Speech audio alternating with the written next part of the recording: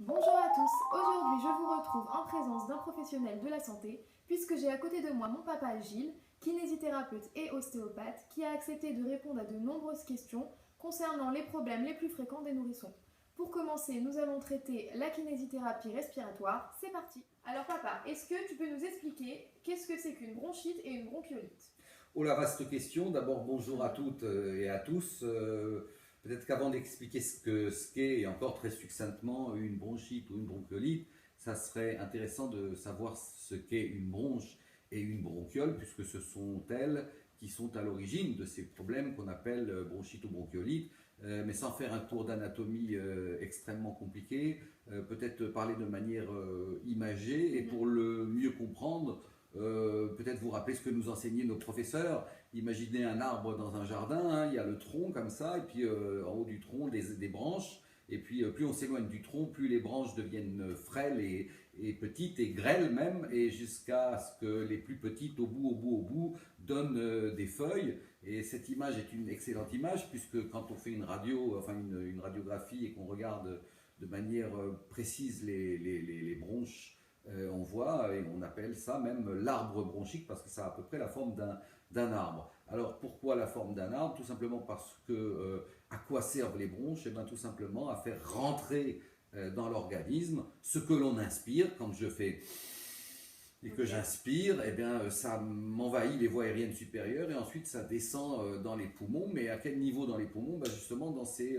bronches-là. Et ça va donc d'abord dans le tronc, puis dans les branches, puis les branches de plus en plus petites, etc., jusqu'à arriver à la partie terminale, c'est-à-dire la partie qui termine les bronches, qui sont des toutes petites branches, comme dans l'arbre. Et ben dans les bronches, on appelle ça les bronchioles. Alors ces bronchioles-là permettent d'amener donc l'oxygène qui rentre jusqu'à ce qu'on appelle les alvéoles pulmonaires. Bon, c'est l'endroit où se font les échanges, puisqu'il va y avoir un échange qui se fait entre l'oxygène que je fais rentrer en moi parce que j'en ai besoin pour la vie, et le gaz carbonique que fabriquent les cellules, en fait le gaz un peu défectueux, qui est celui que rejette le corps, un petit peu comme une voiture qui rejette ce qu'elle a brûlé par le pot d'échappement. Et bien voilà comment on ressort un petit peu ce qui est défectueux, c'est ce qu'on appelle le CO2. Ça ressort également par les mêmes voies que sont les bronchioles, puis les bronches, etc., jusqu'à arriver à l'expiration par la bouche.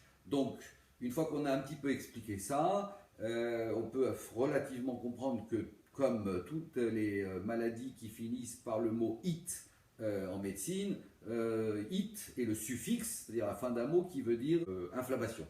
Une bronchite, c'est donc une inflammation des bronches. Une bronchiolite, c'est l'inflammation donc de la partie terminale des bronches, les petites bronchioles, et qui sont assez embêtantes, puisque c'est l'endroit où se fait l'échange gazeux dont je vous parlais tout à l'heure. Alors le plus souvent, ce qui entraîne cette fameuse bronchiolite, puisqu'on va parler essentiellement d'elle s'agissant du nourrisson, eh ben, c'est souvent un problème viral, et on a une tendance à avoir ce genre de, malheureusement, maladies un petit peu embêtantes, parce que si elles ne sont pas prises à temps et soignées comme il le faut, peuvent être dangereuses pour l'enfant.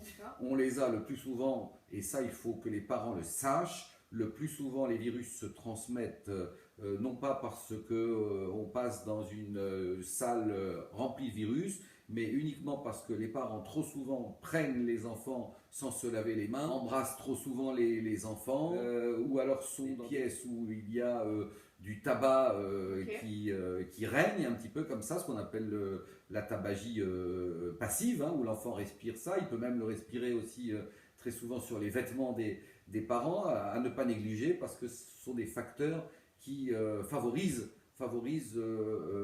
la vie des virus. Se transmet évidemment aussi d'enfants à enfants, notamment dans les crèches, dans les endroits évidemment où tous les virus sont là. Alors papa, explique-nous qu'est-ce qui se passe quand on a du coup une bronchite ou une bronchiolite? Eh bien, par rapport à ce qu'on vient d'expliquer, vous vous doutez bien que si on n'a pas des bronches qui sont en parfaite, j'allais dire, qualité, et permettant leur pleine échange, on a malheureusement un air qui circule mal, donc on peut se retrouver évidemment avec des problèmes donc dits respiratoires, et le plus souvent on manque d'air, on manque d'oxygène, et on respire donc mal. Donc chez un enfant, même chez un adulte évidemment, mais chez un enfant qui ne le dit pas, qui ne le fait pas savoir, il faut savoir reconnaître certains signes dont on va parler certainement. Mais si vous voulez, en deux mots, on pourrait dire que les échanges respiratoires gazeux se font mal, évidemment au niveau des alvéoles, et donc on se retrouve devant ce qu'on appelle un syndrome obstructif avec une quantité de glaires qui sont fabriquées par les cellules bronchiques au-delà de la normale, et ces glaires ont pour particularité de devenir difficiles à sortir, on a du mal à les recracher, elles durcissent, et pour donner une idée un petit peu de ce qui se passe, on a l'habitude de dire que ça devient dur et collant, un peu comme le blanc d'œuf que vous laisseriez à l'air libre pendant 15-20 minutes, une demi-heure, et que vous auriez ensuite beaucoup de mal à rendre liquide. Et on peut se retrouver devant des problèmes de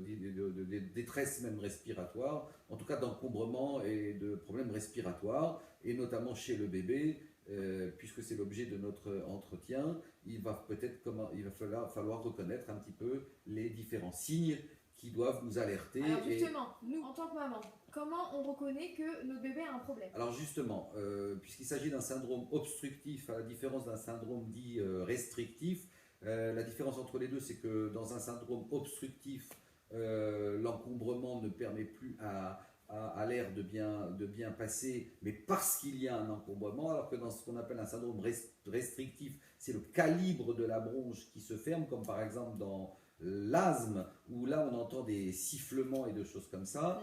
À l'inverse, dans une bronchite ou une bronchiolite, en tout cas au début, on sent que l'enfant a du mal à respirer. Alors pour ça, il y a une manœuvre toute simple à faire, enfin qui permet de le constater, c'est d'asseoir l'enfant, de mettre une main sur son thorax, une main dans son dos, et on a l'impression d'écraser une boule de neige. Vous savez, quand vous écrasez de la neige, vous entendez un bruit qui fait un peu crac, crac, crac, un graillement comme ça. Ça veut déjà dire que l'enfant commence à présenter des signes d'encombrement bronchique. Alors évidemment, il y a d'autres signes. Vérifier que l'enfant, puisqu'il manque d'air, le plus souvent, tout selon ce qu'on vient d'expliquer, risque de se retrouver à ce qu'on appelle en tachypnée. Vous allez voir un enfant qui va respirer plus de 50 fois par minute, ou au contraire, même on peut voir l'inverse, c'est-à-dire un enfant qui va se retrouver en bradypnée, c'est-à-dire que vous avez au contraire l'impression qu'il ne respire pas assez, c'est-à-dire que le nombre de fois où son torse va se gonfler, etc., vous paraîtra moins important et en fréquence que d'habitude.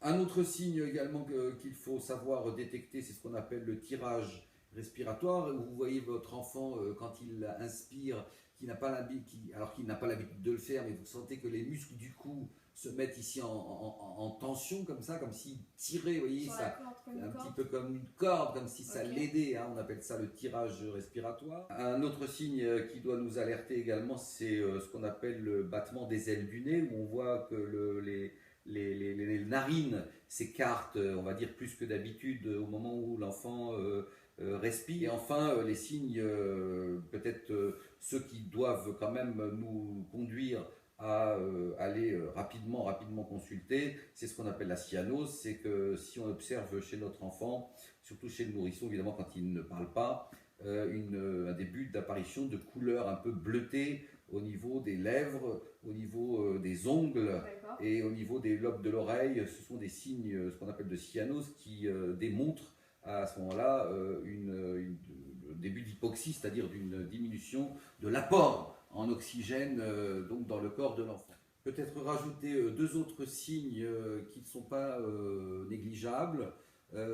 Si on voit que son enfant perd l'appétit et qu'il commence à refuser de manger depuis maintenant un jour, 2 jours, et surtout si on le pèse et qu'il perd du poids, ça c'est un signe également qui peut nous faire penser à un problème relatif à ce dont nous parlons. Et un deuxième signe, c'est un enfant qui cesse complètement de pleurer, qui devient complètement presque apathique, qui ne réagit plus beaucoup à vos sollicitations. Je vous rappelle qu'un enfant, quand on lui fait passer un jouet devant les yeux, logiquement il doit le suivre. Si vous sentez qu'il y a une espèce de problématique où l'enfant n'est plus tellement avec vous, voilà, ce genre de signe également doit vous amener à consulter le médecin.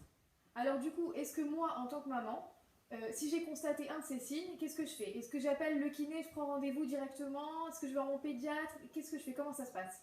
Alors, le kinésithérapeute n'est absolument pas habilité, lui, en première intention, à faire le diagnostic d'une bronchite, d'une bronchiolite. Il est là pour faire l'acte de kinésithérapie respiratoire, comme son nom l'indique. Il faut tout de suite prendre rendez-vous ou l'amener aux urgences, comme on l'a dit, ou chez le pédiatre ou chez le médecin. Et si lui, évidemment, le juge utile, après que le médecin ait fait le diagnostic de bronchite, bronchiolite et qu'il ait donné éventuellement le traitement médicamenteux adéquat s'il en fallait un, et qu'il décide qu'il faille faire des soins de kinésithérapie pour aider justement à l'élimination de tous les déchets et de tout ce dont on a parlé jusqu'à maintenant, et bien évidemment prendre rendez-vous après avec son kinésithérapeute. Et en général, le kinésithérapeute, en 4, 5, 6 séances au grand maximum, en termine avec cette bronchiolite ou cette bronchite, et à aider énormément l'enfant à se débarrasser de tout ce qui l'encombre. Est-ce que ces séances, elles sont remboursées par la sécurité sociale? Eh ben, écoutez, un kinésithérapeute conventionné par la sécurité sociale, au même titre qu'un médecin conventionné par la sécurité sociale, et a un accord avec les organismes sociaux, et à ce titre, les séances sont remboursées comme celle d'un médecin, etc. Maintenant, à la fin de cette vidéo, j'espère que vous aurez appris plein de choses. Je vous retrouve très vite pour une prochaine vidéo, toujours en présence de mon papa. Je vous dis à très bientôt. Si vous avez aimé cette vidéo, n'hésitez pas à vous abonner à la chaîne. A très vite sur donald-mama.com.